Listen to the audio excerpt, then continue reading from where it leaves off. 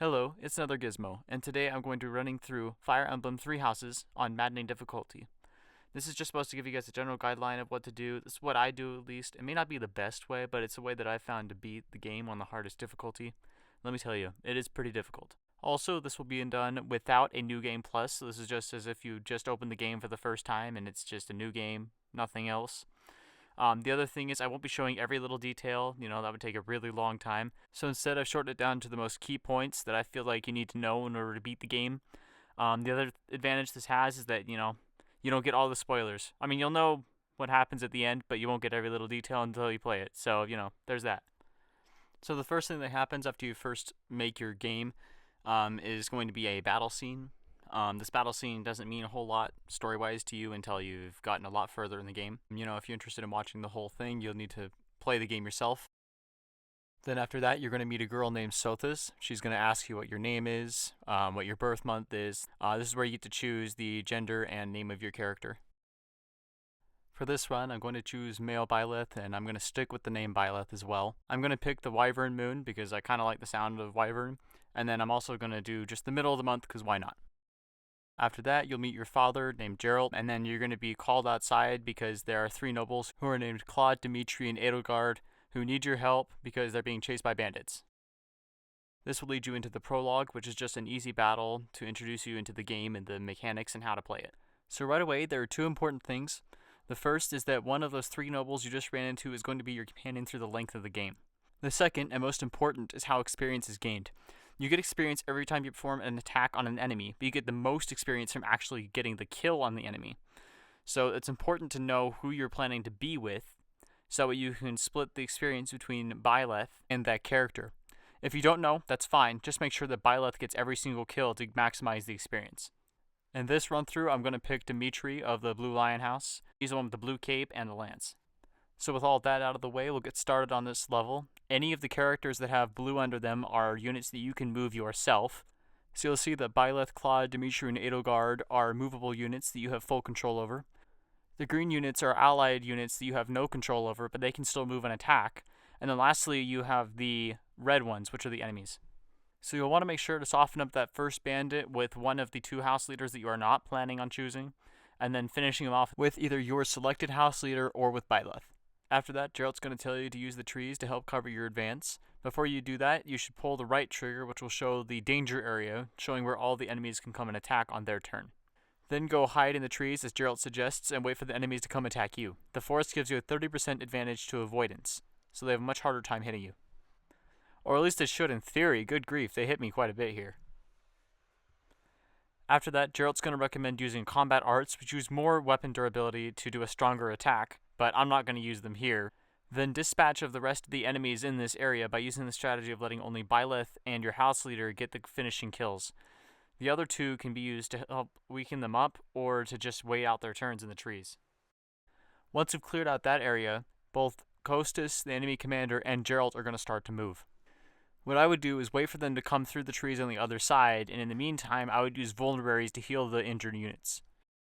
Once they're through, Gerald's going to get involved here, which can be useful because you can weaken the units, but you have to be careful because you can also steal the kills and therefore the experience. I then dispatched of his bodyguards using Byleth and Dimitri and waited for Kostas to make his move. Gerald then stepped in and helped, leaving Kostas at a very manageable health for me to take down. This wrapped up the level and leveled up both me and Dimitri to level 2. This then leads into a cutscene which introduces you to the Divine Pulse, which is just a way of undoing actions that you've made during the game so you don't have to restart the level every single time. Following that, you're going to be invited back to Garreg-Mach Monastery, which is where the Officers' Academy is located. Once there, you'll meet the Archbishop of the Church of Saros, Rhea, and her advisor, Sedith, where you are told you will be the new professor of the Officers' Academy. Then you will also meet Manuela and Hanneman, the other two professors. Then you'll reach the next playable portion of the game, which is the monastery phase. In this particular one, you're just going to meet all the students, there's nothing else going on, but later there'll be more to do here. After the monastery phase, you are then asked to pick which house you want to be the professor for. As I said earlier, I'm picking the Blue Lion house led by Dimitri. After that, you'll end up in your respective classroom with the house you've chosen, and you'll get a little cutscene with all of them talking. Then Hanneman's going to ask to run a test on you to see which crest you have. Crests are benefits in battles. Basically what they do is that they either give you the chance to increase attack damage, they give you the chance to regenerate some health, it's all kinds of stuff. Then you'll reach the calendar, which is where you have the choice to do several different things on any given weekend. The rest of the days are filled with teaching, which we haven't got to yet, but on the weekends you get to choose what you want to do. In this case, they're going to force you to do explore, and then they'll force you to do a few other things as we go along as well. This will bring you into yet another monastery phase, but in this one you have much more freedom than you did in the previous one. I'd recommend going around and talking to all the different characters, because this gives you a chance to build up support with them, which gives you the chance to bring them over to your team later.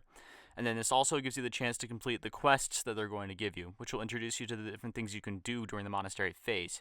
In this case, Flane introduced me to fishing, Sylvain introduced me to the dining hall, and Dedu introduced me to the greenhouse. All these things, their main advantage is to increase your professor level, which when you do that, allows you to perform more activities around the monastery during this monastery phase.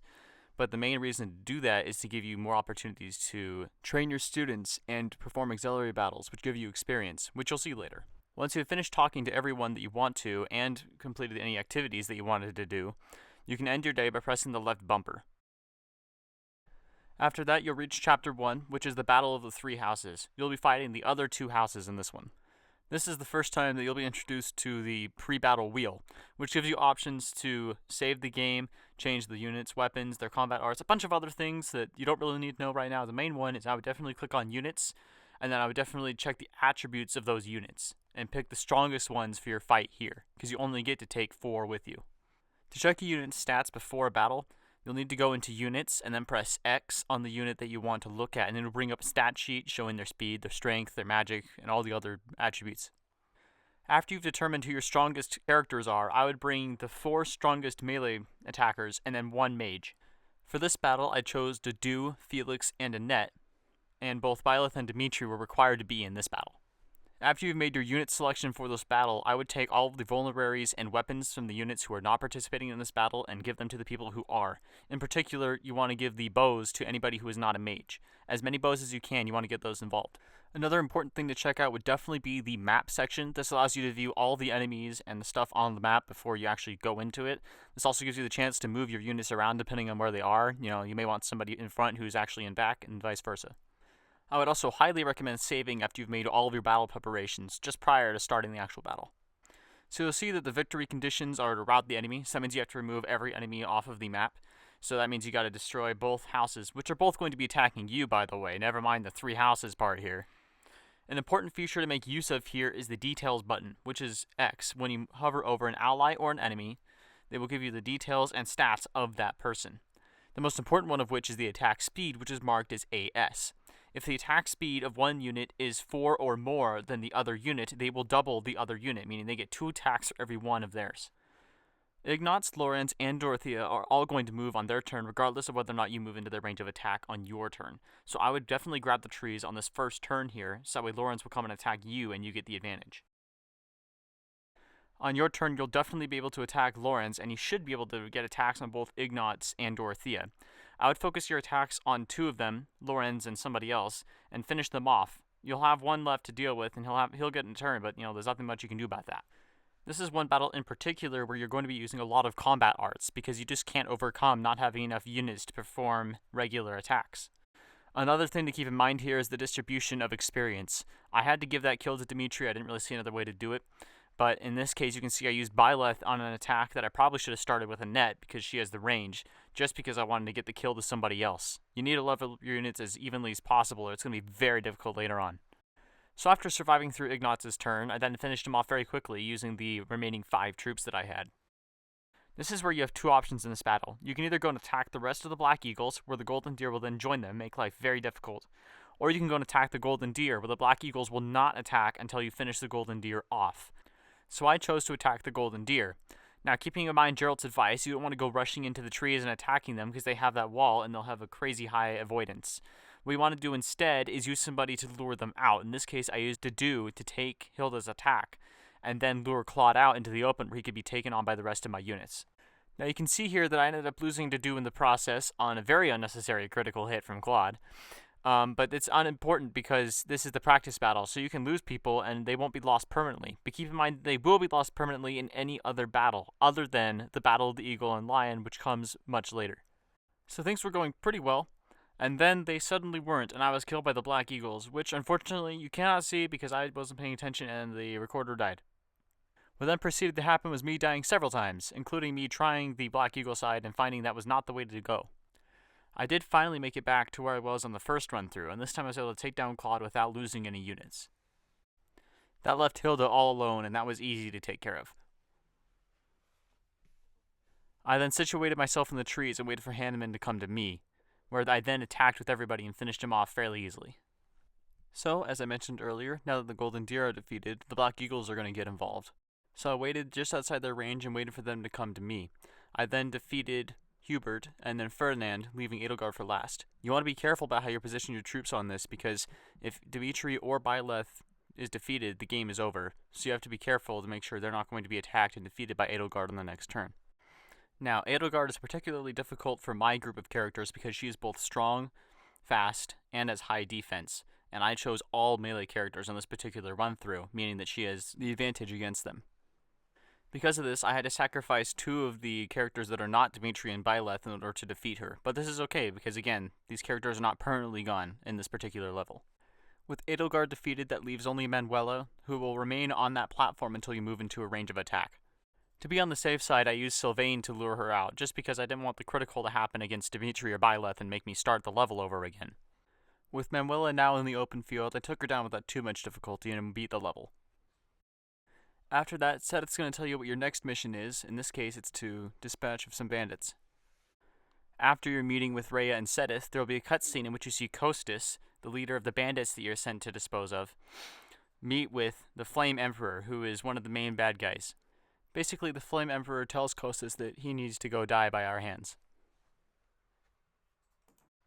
After that, you'll enter into yet another monastery phase. Again, I'd recommend speaking to all the students and staff to raise their support level. The other thing I recommend doing is going through and completing all of the quests. First, you're going to find Geralt just outside your door, and he's going to tell you how to unlock battalions, which are a great boon in combat. The other quest is going to be set up by the choir instructor, who is located in one of the two new areas in the cathedral. The other new area is the entrance hall. Now, with the choir instructor, she's going to tell you to go find the choir sign-in sheet, and after you do that, you will unlock the choir activity, which is just another way to build support and professor level. After using up all of your activity points, talking to the people you want to talk to, and completing all the quests you're able to, you can go ahead and end the day. After that will be your first foray into student instruction. This is where you can change what subjects you want them to focus on based on what class you want them to go into. So in the menu, you'll see there are a couple of different options here in the student instruction area. There is the group tasks, which allow you to build support, and also they allow those two units to gain a little bit more experience in that particular subject. Then there's the Goals tab, where you can change which subjects each student is going to focus on. You can focus on one or two, but I'd highly recommend two. As they progress through each of the subjects, they're going to unlock combat arts, and it's also going to increase the chances that they pass the certification exams for the different classes. To figure out what class they should go into, I would highly recommend visiting a website such as fireemblem.wiki.org, where you can then see the growth stats for each character based on each class. The growth rates are a chance that any particular stat is going to increase by 1 on the next level up. For example, students like Dudu and Raphael from the Golden Deer House have extremely low speed growth rates and very high defense and strength growth rates. You can increase the odds that those will increase based on certain classes you choose, and if you choose other classes such as Mage, it's going to decrease those, and they'd never have very high magic growth rates anyway, so that's just going to be a total waste. Now, I've already looked at all of the stats and growth rates for the Blue Lion House, and so this is what I'm going to do to maximize it. I'm going to have Dudu focus on becoming a War Master by going through the Grappler route. The same with Sylvain. He's also going to go Grappler, then up to War Master. With Ingrid, she's going to go from Pegasus Knight to Falcon Knight. With Ash, he's going to focus on the Assassin route. With Dimitri, he's going to be a Sword Master until the time skip, then he's going to change classes to whatever he's got after that. With Felix, he's going to be a Swordmaster, and maybe Mortal Savant, I haven't decided yet. He might just stick with Swordmaster. Mercedes is going to be a priest and eventually become a Holy Knight. Annette's going to go through the magic route, but then I'm going to class her into the Dancer class. And to round out my team, I'm going to grab Lysithea from the Golden Deer House to be my Gremory. The next two tabs are the Instruct and Auto-Instruct tabs. Now these both refer to the same action, but Instruct you get to do it manually, and, you guessed it, an Auto-Instruct it does it automatically. Now, definitely for the first time, I'd recommend doing it manually so you understand what's happening while you're not doing it. When you click on each unit, you're going to see their motivation. And so by that, I mean you're going to see the different faces. And so you'll see the green means they're highly motivated. It means that they're almost full in the motivation bar. Yellow means they're slightly motivated. The red means they're barely motivated. And a blank face means they're not motivated at all. So this is another reason to do all these activities in the monastery phase to increase the motivation of your different students. They can also gain motivation by getting MVP in the different battles. So once you click onto a unit and they have the proper motivation, you can then instruct them in any of the given subjects. But as I've said before, they're going to be more proficient in some than others. In some cases, they're going to have a definite weakness towards it. That doesn't mean you can't train them in it, it just means it's going to take a lot longer. Now, this tab is different than the goals tab because the goals they're going to complete during the week regardless of whether you train them here or not in those subjects. So this gives you an opportunity to either double it up or you can train them in different subjects to make sure they're very well rounded. It's up to you. One more thing. In addition to having the proper motivation, you also need to have the activity point to train that student. This is where the professor level comes in. As your professor level increases, you'll get more of the points to use to tutor students during the week. After you've finished using the rest of the tabs, you will then press the Begin Lecture tab. This ends this segment and brings it into the week, where then students can ask you questions occasionally, and you'll answer it, and it'll increase their motivation depending on how well they liked your answer. At the end of the week, you'll see an increase in their stats based on the goals you set. After a student has leveled up in a certain subject, they will then gain a boon in that subject. Once that's over, you'll head into the weekend, where you usually will get the opportunity to choose what you want to do. But once again, as we're trying to learn here, they're going to force you to do the battle for the first time. Now, there are plenty of times where the battle on the weekend is chosen for you, and that's at the end of the month when they do the real mission battles. But you also get the opportunity to gain extra experience by doing auxiliary battles and paralogue battles. I'd highly recommend doing a lot of these because your units are going to need a lot of experience to keep up in maddening difficulty. You'll see here that your house gets to fight as a whole for the first time in this battle. I'd recommend making sure that all of your units have their appropriate weapons, and then I would definitely go to the marketplace and sell all of your training weapons and upgrade them to iron weapons. The other thing I'd highly recommend doing is giving a bow to pretty much every unit, including the mages, at least at the beginning while they have very few spells. Then you can go check on the newest addition to the inventory tab, which is the battalion tab. In here you can see which battalions you have equipped to which units. If you completed Geralt's quest, you'll have 3 battalions, which should automatically be assigned to 3 of your units. You can change it around if you want, but I'd recommend leaving it just for right now. Then of course, give it a quick save, and then you're ready to fight. You'll see that once again, the victory condition is to rout the enemy, which means to remove every enemy off the map. You don't really need me to walk you through this battle because it's pretty simple. It's the first auxiliary battle. They want to make sure it's pretty easy. In general, the auxiliary battles aren't that difficult, and they pay that off by giving very little experience. But it's better than nothing. Just make sure not to take on too many enemies at one time and use the trees to your advantage, and you should be able to take care of this no problem. The only thing you need to keep in mind is trying to level up your units evenly if possible. So try not to let Byleth, Dimitri, or Felix get all the kills.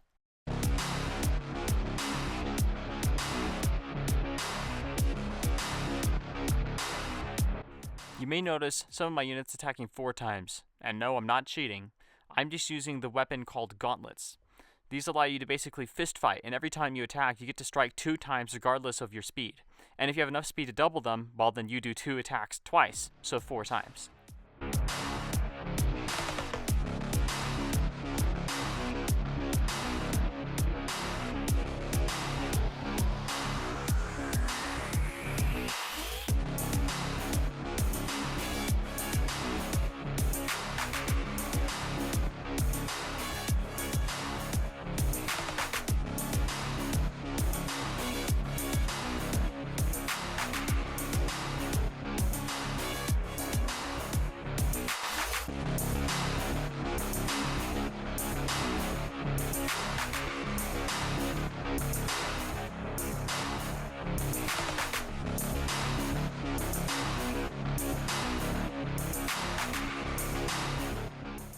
Another interesting thing to note here is that I lost Felix, but he's not gone permanently, which I did not know until I finished the level and checked it out.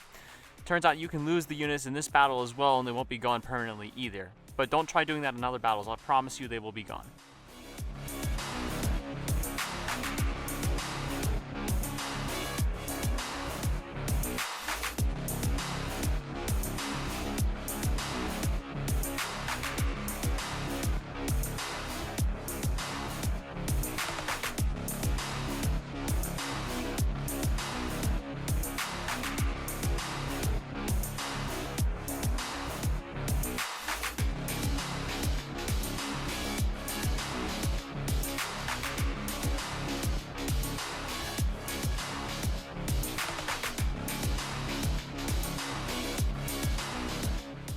Next is another classroom phase. Make sure that your group tasks still have the units you want assigned to them, and then instruct manually.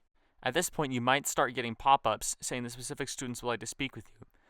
These are the students giving you the chance to increase your support level with them, as long as you actually go in and watch the little interaction. You have a little bit of say in what goes on here, but generally speaking, it's just going to run through a specific story. There are generally 3 support levels: C, B, and A. A is only available after the time skip, whereas C and B are available anytime before or after. Some specific units have support levels with a C+ or a B+. These are signified by 2 little arrows above the letter.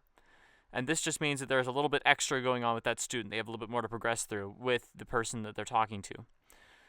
So these support levels are for specifically you, the professor, and the student. But you can also go into the menu at any time, click on support, and then you'll see the option to watch these cutscenes between different characters. And this means that they can build support level between each other as well. And those also have several different levels of support.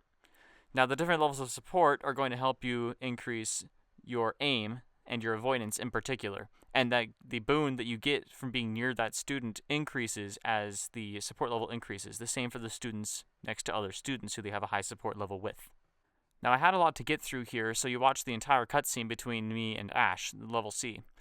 But going forward, I'm not going to be showing you those because it just is going to take a lot of time. Again, if you're interested in watching the whole thing, I would definitely recommend playing the game yourself, or there are other YouTube videos with them in it. The next story battle that's going to happen is going to be at Xanadu, the Red Canyon. In this one, you're going to fight Kostas yet again. He is the leader of the band of thieves that have been cornered by the Knights of Seros. At this point, you will be introduced to the Divine Pulse, which is one of my favorite features of the game. This allows you to undo an action that you just did if it turned out very poorly, so you don't have to restart the whole level. So if somebody dies, you can then back it up and try again without having to restart the level. Now, it isn't an infinite ability, but it definitely saves you a lot of time if you use it right. This will be your first story battle in which all of your units get to fight. Now, they should all have their weapons somewhat hammered out at this point because of the mock battle that you had to participate in. But I would also recommend going in there and making sure that you have the money, if you didn't before, to purchase bows for all the units, and I would definitely purchase gauntlets for most of the stronger melee units as well. After that, make sure you have a quick save, and then you're good to go. Now, the victory condition for this one is, again, to defeat the enemy commander. So you only technically have to beat Kostas, but this battle is definitely going to be a lot easier if you defeat everyone else. Not to mention, you could definitely use that experience later in a maddening run.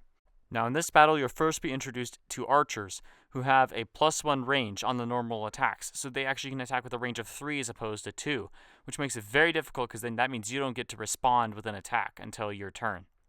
The other major annoyance with these archers is that they have Poison Strike, which means that after they successfully land a hit, you will then lose up to 20% of your max HP, meaning that your units can very quickly run low on health.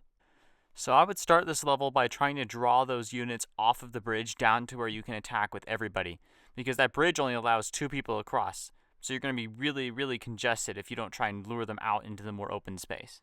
I would put one person in that thicket to lure everybody else out, and then put everybody else around the outside of that danger area and ready to attack on the next turn. After weathering the storm, you're then going to want to make sure to try and kill everybody you can on that next turn, because you don't want them getting another attack on you, and that could result in the death of some of your troops. Don't be afraid to use some combat arts here to make sure to clear out the units.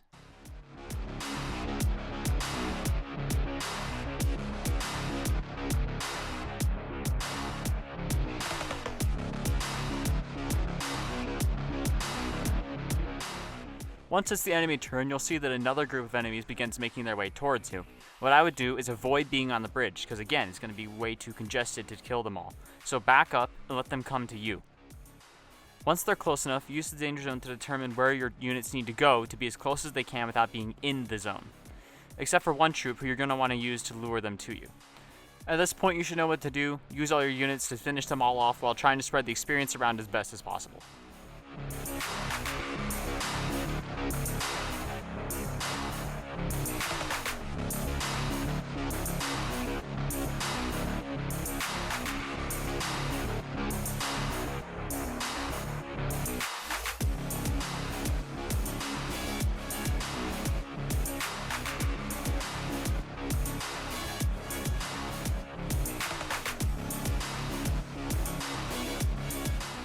Once that group of enemies has been dispatched, you'll see that yet another group of enemies decides to make their way towards you. Again, just stay right where you are, let them come to you so you don't have to fight on that bridge.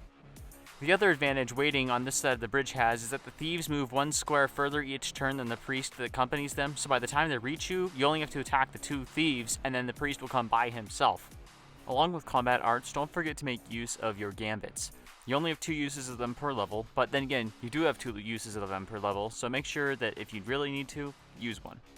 As a brief side note here, if you see that any of my units have more health than they did the last time you see them, just know that during one of those waiting turns, I used either a vulnerary or I had Mercedes heal them.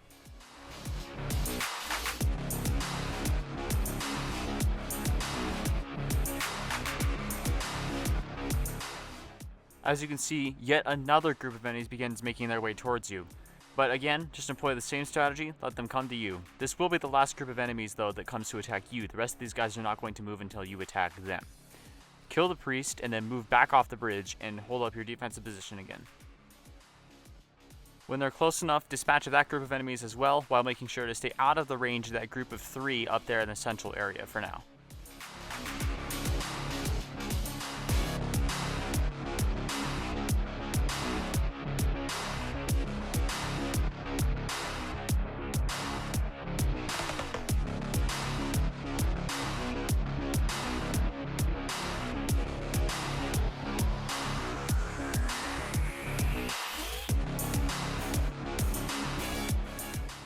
With that last group of mobile enemies defeated, you now have the leisure of completing this level on your own timetable.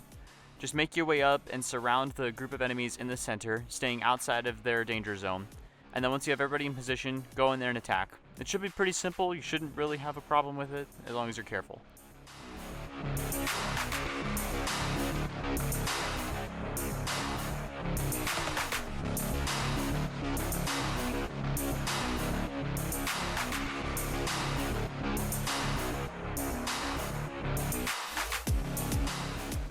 With those guys defeated, go ahead and move to the left and take out the one solo guy standing there.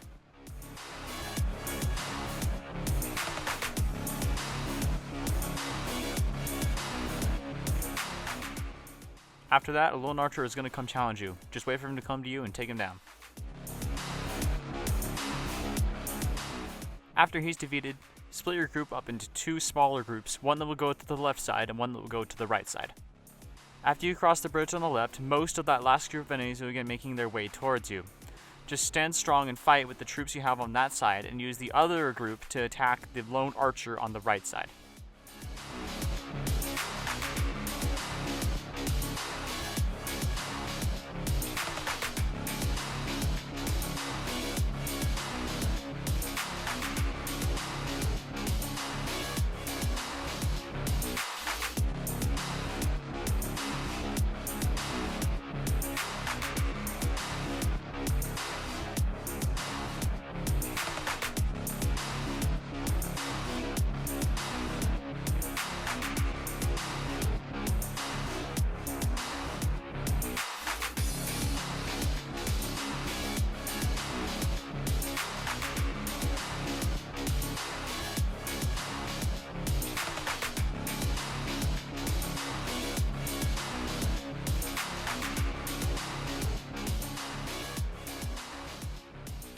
After those guys have all been defeated, that only leaves one guy and then Costas.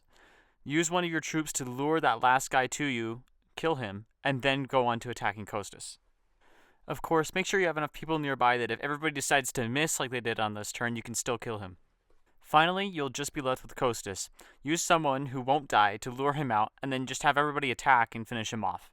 Keep in mind that the bosses in general will deliver far more XP upon death than a lot of the other units, so try and give the person with the least XP the kill if possible.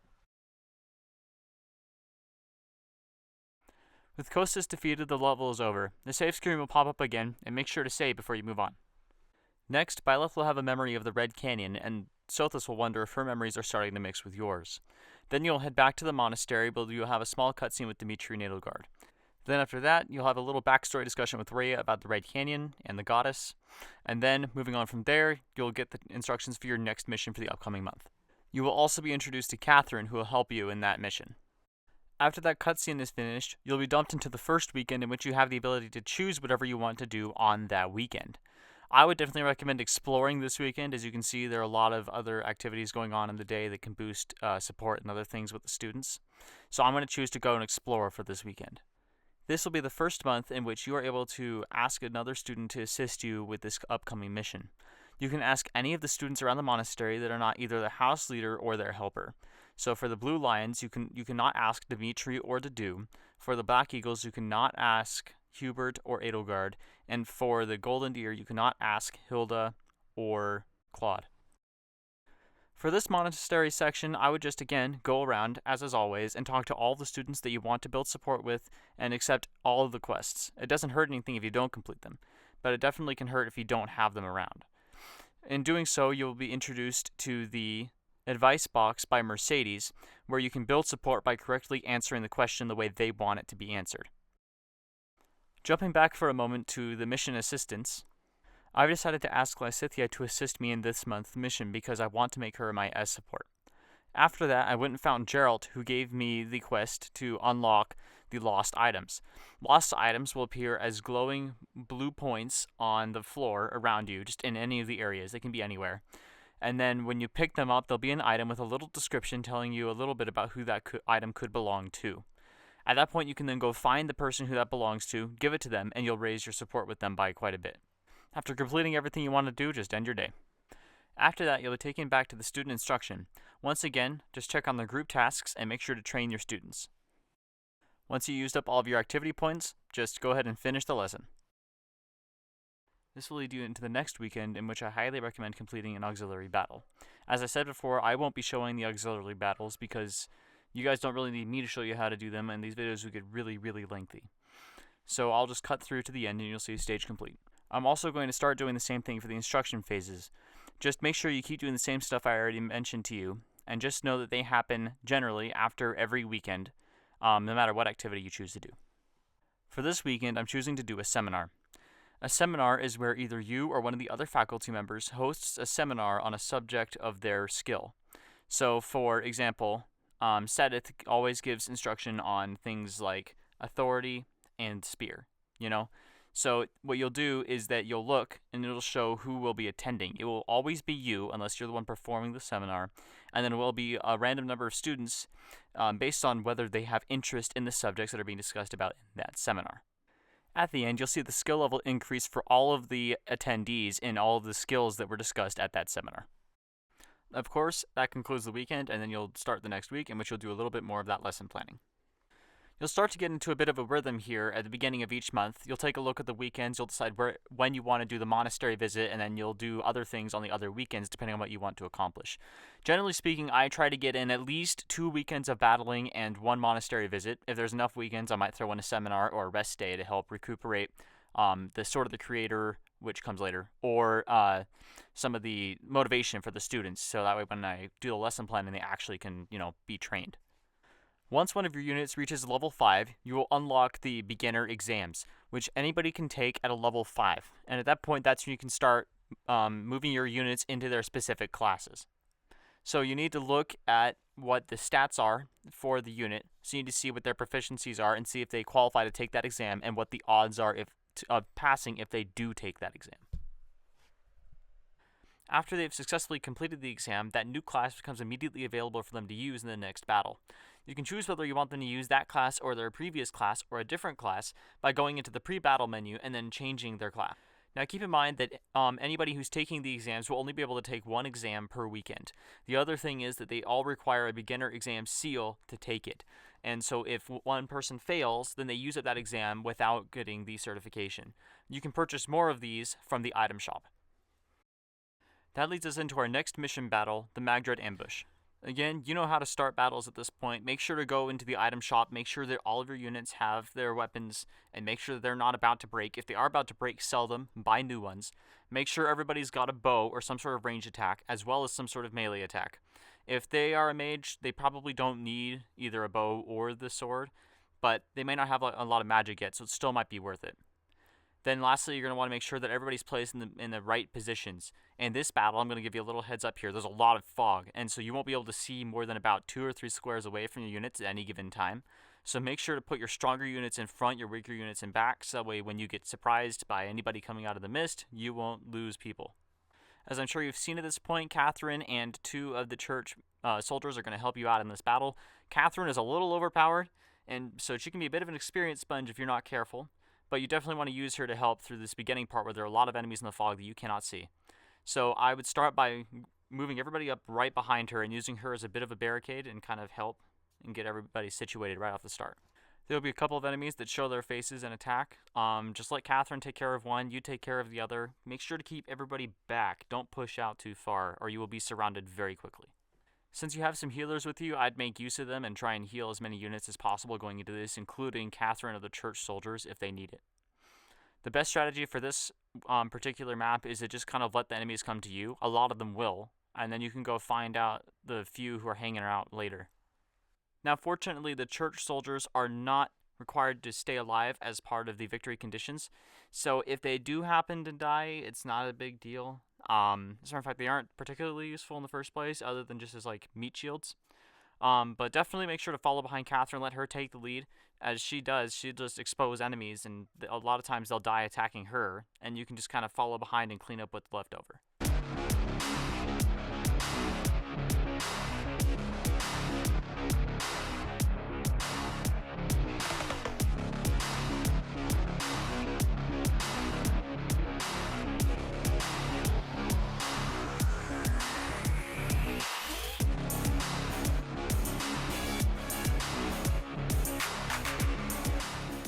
After the enemies have all come and exposed themselves, clean them all up.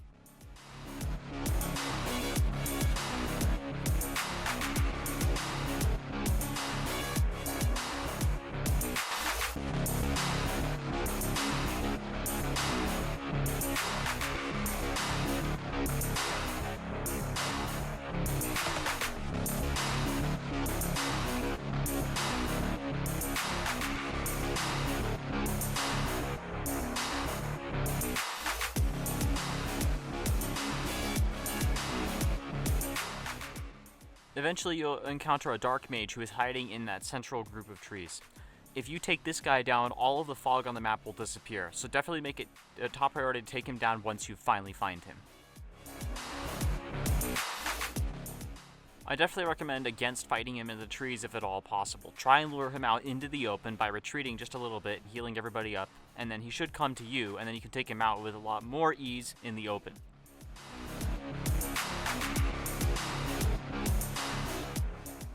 Of course, you can also just lure him towards Catherine, who will just take care of him without a problem. As I said before, now that the mage is dead, the fog will all clear up and this map will be normal. At this point here, there isn't much more to tell you other than make sure you don't take on more enemies than you can handle. Just go around and kill every enemy on the map. Catherine will go around doing the same. And I would also recommend going backwards and getting those troops as well, because if you kill everybody, you get the most experience, which is going to be very useful in this maddening run, as I've said before.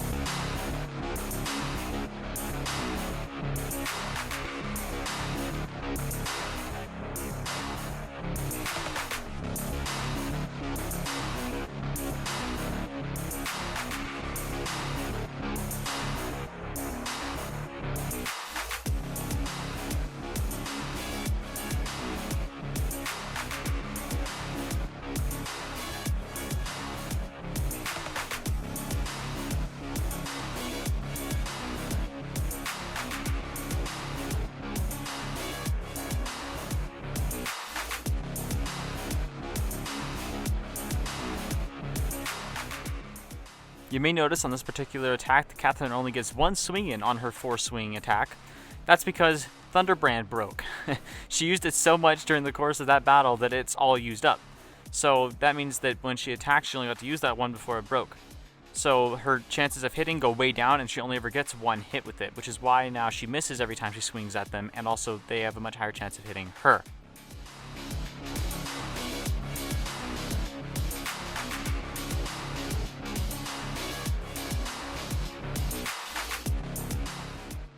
At the end here, you may see me doing a lot of healing that may seem unnecessary for how few troops there are left, but the main reason I'm doing this is to give experience to my healers. They get experience every time they use their healing magic, so why not use it and get the bonus experience?